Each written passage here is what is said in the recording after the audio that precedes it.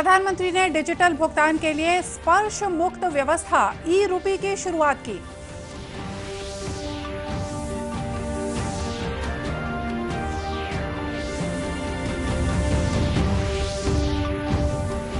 प्रदेश में आज से स्कूलों में पढ़ाई शुरू। मुख्यमंत्री ने कोविड गाइडलाइन के पालन को बताया जरूरी।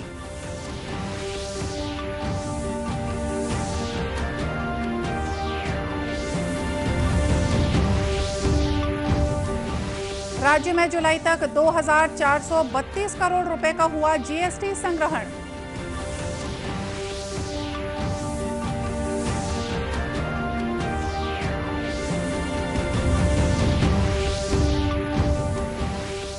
राष्ट्रव्यापी कोविड टीकाकरण अभियान के तहत अब तक लगाए गए 47 करोड़ 22 लाख से ज्यादा टीके।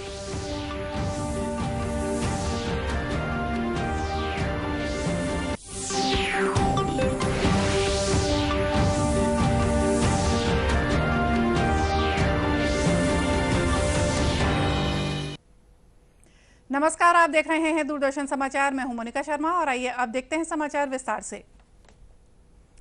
प्रधानमंत्री नरेंद्र मोदी ने आज डिजिटल भुगतान के लिए नकदी रहित और स्पर्श मुक्त व्यवस्था ई-रूपी की वीडियो कॉन्फ्रेंसिंग से शुरुआत की।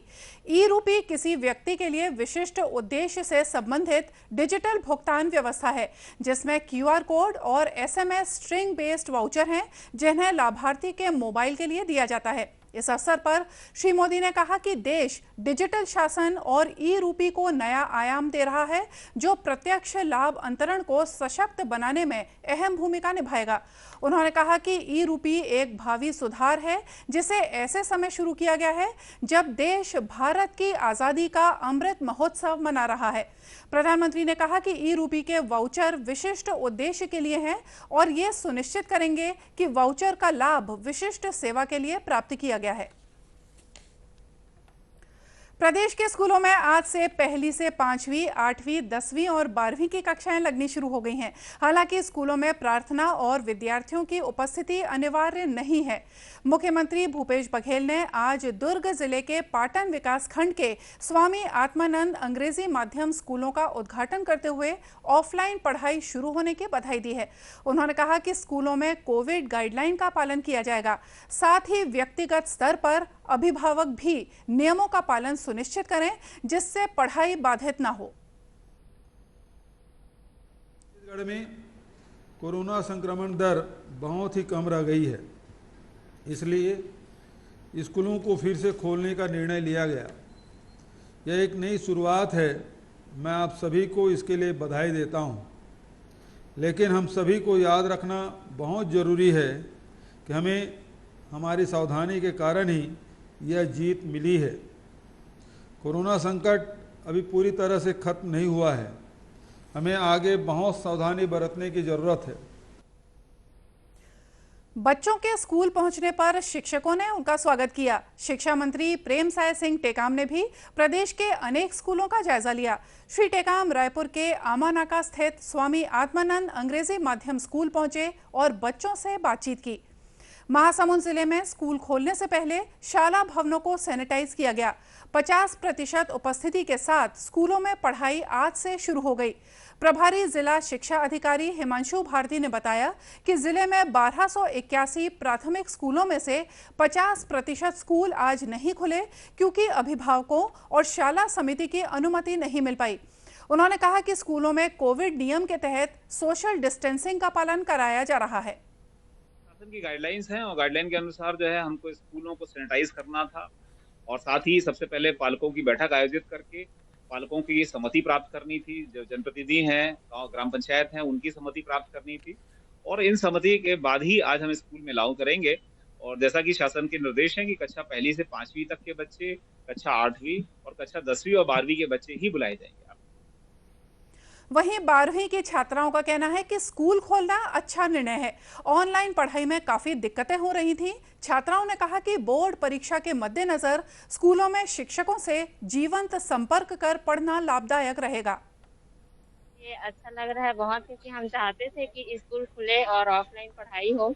इसलिए ऑनलाइन में ना बीच बीच में चिपक जाता था। मैडम जो पढ़ाती थी उसको उस कॉन्सेप्ट क्लियर नहीं होता था। तो ऑफलाइन में ऐसा तो दिक्कत बिल्कुल नहीं जाएगा और हर बच्चों में ध्यान जाएगा और आवाज़ की प्रॉब्लम नहीं होगी। और जैसे कि यहाँ सरकारी स्कूल है तो यहाँ गरीब बच्चे ही पढ़े होंगे तो नेट का प्रॉब्लम भी नहीं होगा। आपको बता दें कि कंटेनमेंट जोन वाले क्षेत्रों में स्कूलों का संचालन बंद रहेगा। प्रदेश में जुलाई 2021 में 2,432 करोड़ रुपए का जीएसटी संग्रहण हुआ है, जो वर्ष 2020 की इसी अवधि से 33% ज्यादा है। बीते वर्ष जुलाई में 1,832 करोड़ रुपए का जीएसटी संग्रहण राज्य में हुआ था। जीएसटी संग्रहण में हुई ये वृद्धि राष्ट्रीय स्तर पर कुल जीएसटी संग्रहण में हुई 32% वृद्धि से ज्यादा है। केंद्र सरकार द्वारा जारी किए गए ताजा आंकड़ों के अनुसार छत्तीसगढ़ में जीएसटी संग्रहण में हुई ग्रोथ मध्य प्रदेश के 16%, कर्नाटक के 12%, उत्तर प्रदेश के 18%, बिहार के 21%, पंजाब के 29%, उत्तराखंड के 12%, राजस्थान के 12%, पश्चिम बंगाल के 15%, केरल के 27% और आंध्र प्रदेश के 28% की तुलना में ज्यादा है। उल्लेखनीय है कि कोरोना संकट की चुनौतीपूर्ण परिस्थिति के बावजूद प्रदेश में आर्थिक गतिविधियों की रफ्तार बनी रही है। लॉकडाउन के बावजूद कृषि और वन क्षेत्रों में निर्बाध रूप से काम चलता रहा है। इसी दौरान शुरू हुई राजीव गांधी किसान न्याय योजना से किसानों को आर्थिक संबल मिला है। पिछले वर्ष प्रदेश के करीब 19 लाख किसानों को योजना का लाभ मिला था, जबकि इस वर्ष 22 लाख किसानों को लाभान्वित किया जा रहा है। इन किसानों ने पिछले सीजन के दौरान धान उत्पादन का रिकॉर्ड बनाया था। इस बार लाभान्वित हो रहे किसानों के खातों में आदान सहायता राशि की पहली किश्त के 1500 करोड़ रुपए भी जारी किए जा चुके हैं। चालू सीजन के लिए योजना का दायरा बढ़ाते हुए अब और भी ज्यादा किसानों को इसमें शामिल किया गया है। वनोपज संग्रहण के मामले में भी छत्तीसगढ़ पूरे देश में अव्वल रहा। वनोपजों के वैल्यू एडिशन और गौठानों में चलने वाली आजीविका गतिविधियों से प्रदेश में बड़े पैमाने पर रोजगार के अवसर बने हैं। इसके अलावा महात्मा गांधी रोजगार गारंटी योजना के तहत भी ग्रामीण क्षेत्रों में लगातार रोजगार मुहैया कराए गए। गोधन न्याय योजना के माध्यम से 2 रुपए प्रति किलो की दर से की जा रही गोबर खरीदी, जैविक खाद के निर्माण और बिक्री से भी बड़ी संख्या में किसान, पशुपालक और स्व सहायता समूह के सदस्यों को लाभ मिला है। खबरों का सिलसिला आगे भी जारी रखेंगे, लेकिन फिलहाल लेते हैं एक छोटा सा ब्रेक।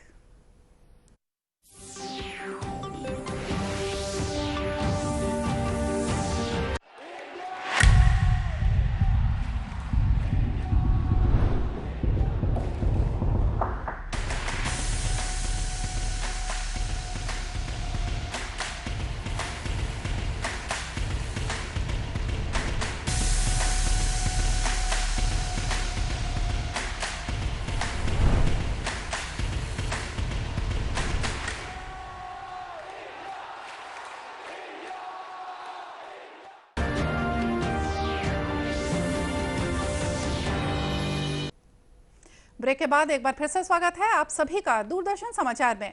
राष्ट्रव्यापी कोविड टीकाकरण अभियान के तहत अब तक 47 करोड़ 22 लाख से ज्यादा टीके लगाए जा चुके हैं। पिछले 24 घंटों में 17 लाख से ज्यादा लोगों को कोविड के टीके लगाए गए। वहीं देश में संक्रमण से ठीक होने की दर 97.35% है। स्वास्थ्य मंत्रालय के अनुसार अब तक 3 करोड़ 8 लाख 57 हजार से ज्यादा मरीज स्वस्थ हो चुके हैं।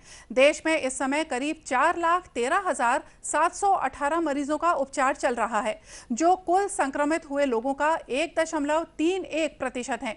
वहीं देश में कुल 46 करोड़ 96 लाख से ज्यादा कोविड सैंपलों की जांच की जा चुकी है। कल 14 लाख 28 हजार सैंपलों की जांच की गई है। वहीं प्रदेश में 30 जुलाई को संक्रमण की दर घटकर 0.29% पर पहुंचने के बाद 31 जुलाई को इसमें और गिरावट आई है। 31 जुलाई की स्थिति में संक्रमण की दर 0.26% पर पहुंच गई है। प्रदेश के 3 जिलों में कोविड का कोई नया मरीज नहीं मिला है। इनमें बेमेतरा, कबीरधाम और गरियाबंद शामिल हैं।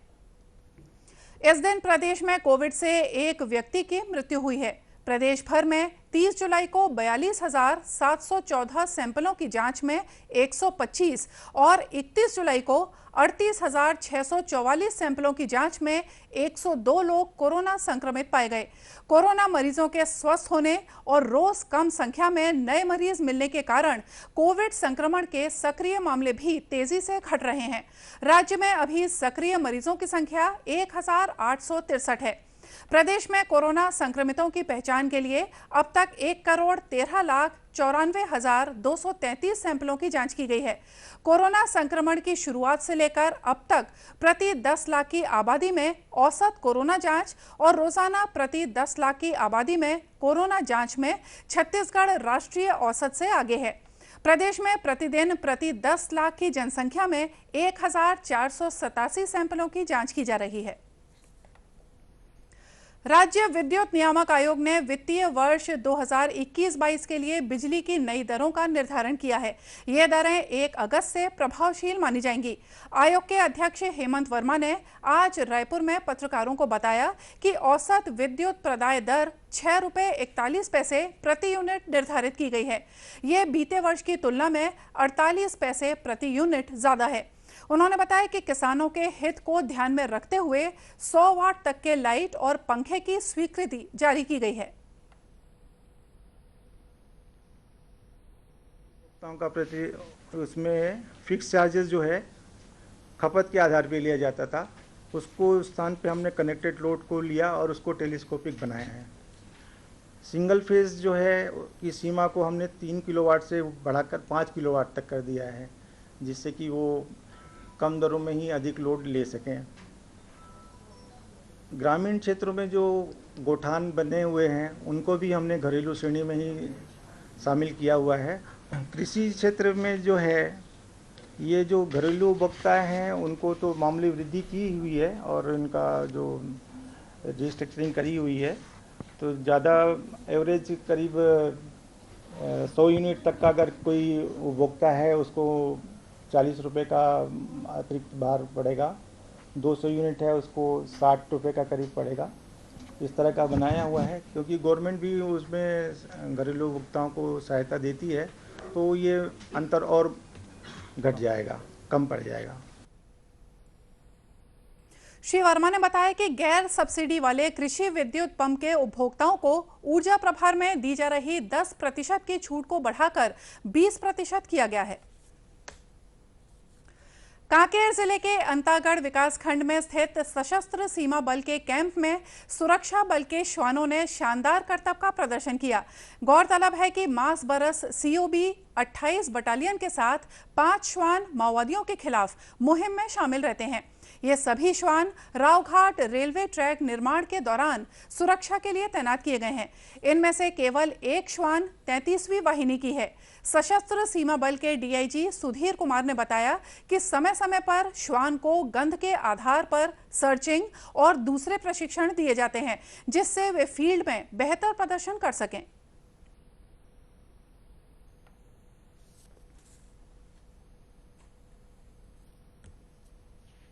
अपने श्वान और उनके हैंडलर्स के लिए चलाए हैं। इस कोर्स के दौरान हमने अपने श्वानों को ID डिटेक्शन, ID आइडेंटिफिकेशन के अलग अलग आयामों से रेफिसर ट्रेनिंग करवाई है।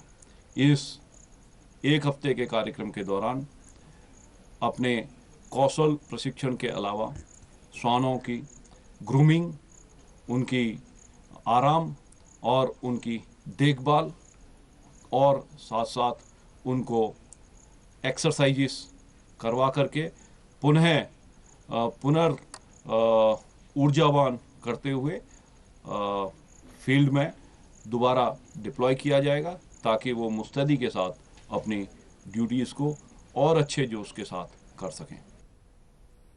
इन श्वानों ने योगा का भी प्रदर्शन किया। और आइए देखते हैं अंत में मुख्य समाचार एक बार फिर से। प्रधानमंत्री ने डिजिटल भुगतान के लिए स्पर्श मुक्त व्यवस्था ई-रूपी की शुरुआत की।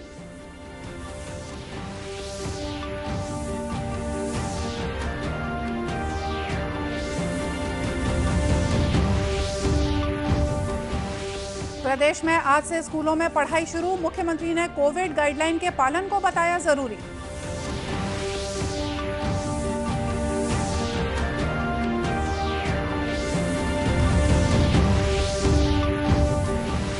राज्य में जुलाई तक 2432 करोड़ रुपए का हुआ जीएसटी संग्रहण।